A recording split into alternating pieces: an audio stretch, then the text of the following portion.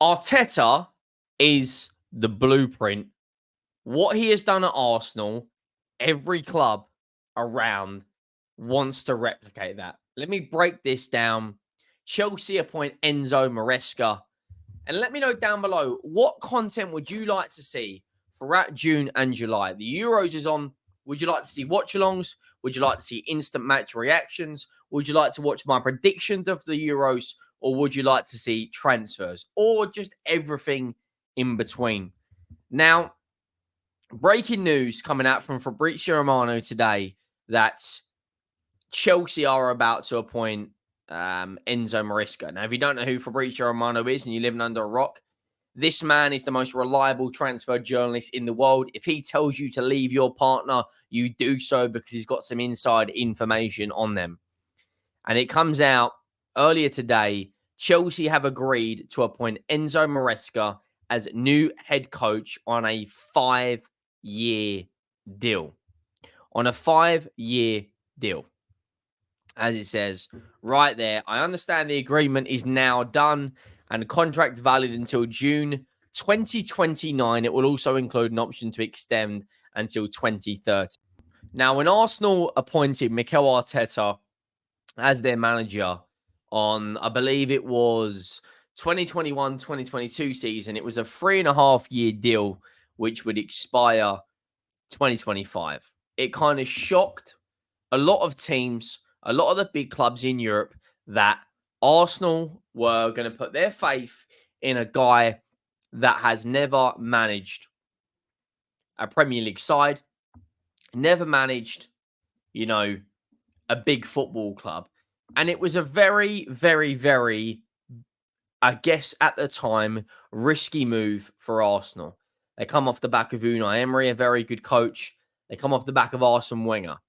Now, at the time, Arteta had learned a lot of what he knows today off of arguably the greatest manager in the history of the game, Pep Guardiola, when he was working alongside him at Manchester City. Similarly enough, Enzo Maresca also worked alongside Pep Guardiola at Manchester City. Now, of course, if a manager comes in early as a young manager, it's not necessarily saying they're copying Arteta, but I believe Arsenal have set a blueprint in that if you trust a manager and a manager shows his quality and you give him time and you rebuild the squad and you back him, I think that is exactly what Chelsea want to do with their own version of Arteta with Enzo Maresca. Now, for me, like it was with Arteta, this is a massive gamble for Chelsea. I think it was absolutely bizarre that they sacked Pochettino in the first place. Because if you look at Chelsea last year, they had an absolutely diabolical season. They finished 12th. This season just gone, they finished 6th. Massive, massive improvement. They've got back into Europe, albeit it's the Conference League, but they did finish 6th. They would have got the Europa League, but Man United happened to win the FA Cup. He, up until December, was struggling around mid-table. They made some big signings like Cole Palmer. They brought through Gusto. He promoted a lot of the young players. Like is it Gilchrist? He had a lot of up and down games. Tried to identify his best squad. Finally got his best squad playing. Got to a cup final. Got to a semi-final. I don't think a lot of fans can really say Chelsea overall had a terrible season. If you're talking about Standard FC with the likes of, if you're talking through the glass lenses of, Roman Abramovich, yes, they didn't win a trophy. But to finish 6th and get a 6th place finish after the start of the season they had, I think is a remarkable turnaround. Now, what Arsenal did with Arteta, they finished 8th. They finished 8th again. Yes, they did win an FA Cup. They finished 5th. Then all of a sudden, Arteta gets rid of all of his deadwood. They strip it back. They bring in the players he wants. They go out there and give him 640 odd million pounds. Big signings like Gabriel Jesus, Kai Havertz, Declan Rice, Martin Odegaard, Zinchenko, Thomas Partey, I believe, Gabriel, Ben White, Ramsdale, Raya. They go and give him a squad capable of being coached to a much higher level. He coaches them to a high level. Then all of a sudden, they get in title races. Since then, we've seen Juventus appoint Thiago Motta. Arsenal, Bayer Leverkusen have appointed Xabi Alonso. Chelsea have appointed Enzo Maresca. Tottenham have gone with a attacking-minded coach, inexperienced Ivan Postecoglou. Liverpool have appointed Arne Slot. And then what's the common denominator with all of these managers I'm talking about? They're not proven. They're not proven, right? Barcelona appoint Xavi. Barcelona win the league, right? But all of these teams have appointed young managers. But since I'm not saying Arsenal are the trendsetters. What I'm trying to get across here, in my opinion, is Chelsea have looked at Arsenal and gone, hang on. They've got to 2 Premier League runners-ups. They've played unbelievable football. They have shown that you can compete with Pep Guardiola. Yes, they haven't won a league title. They've won an FA Cup along the way. They got to a Champions League quarterfinal, right? They've won a Charity Shield. But all of a sudden, it's kind of set a blueprint that maybe young managers, maybe, just maybe, the way forward. It may be the way forward in terms of Chelsea right now are an absolute car crash. You got players on 8-year deals.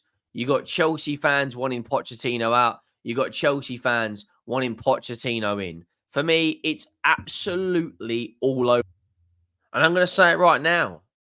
I think Chelsea are trying to copy a blueprint that Arsenal have tried to set.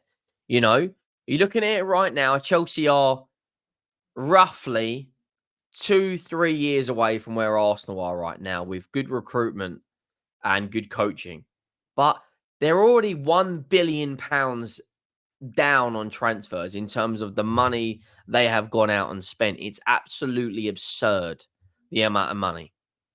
In terms of Arsenal, they are being heavily linked in terms of just on the transfer side of things with central defensive midfielder Zubimendi from Real Sociedad. Now, if Arsenal sign him, that is an absolute game changer. An absolute game changer for Arsenal. Zubimendi is a player, can play central midfield, can play, I believe he can play defensive mind, and he can also play the number 8 role. Let me bring up his stats right now. Been at Real Sociedad for a few years now. Obviously played in the Champions League this season alongside Kieran Tierney, the Arsenal. Now, Martin Zubimendi, contract expires June 30th, 2027. 5 appearances for the national team now.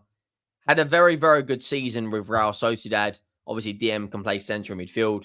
4 goals, 1 assist in 31 games. In terms of Arsenal now you look at what is their main areas they need to strengthen in the summer. Now, of course, it is going to be a DM and a number 9. They're 2 positions away from winning the league title. And I think the 2 players that Arsenal should sign in terms of the DM is either Ederson from Atalanta, who had an unbelievable season, just won the Europa League, won Atalanta their first trophy in, I think, in 66 years.